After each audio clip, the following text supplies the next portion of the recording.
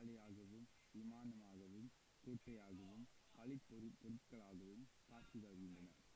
ஒரு காலத்தில் இவையெல்லாம் வெறும் எண்ணங்களாக யாரோ ஒரு மனிதர் மனத்தில் தோன்றின. பின் நடைமுறை அனுபவங்களாக உருப்பெற்றன. எண்ணங்களே ஆசைகள் என்றும் சபலம் என்றும் லட்சியம் என்றும் குழப்பம் என்றும் குறிக்கோள் என்றும் கூறுகிறோம். அவை அனைத்தும் எண்ணங்களின் பல நிலைகளை குறிக்கின்றன.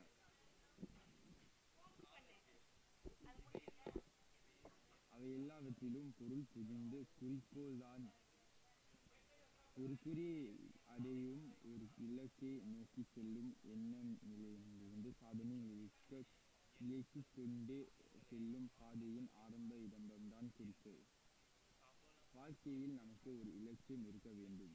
லட்சியம் ஒரு பெரிய பிடிப்பு. வேலையிலிருந்து ஓய்வு பெறுபவர்களில் பலர் இந்த மாற்றத்திற்கு ஆளாகின்றனர். வேலையில் இருக்கும் வரை உழைக்க வேண்டும் என்று லட்சியம் இருக்கிறது.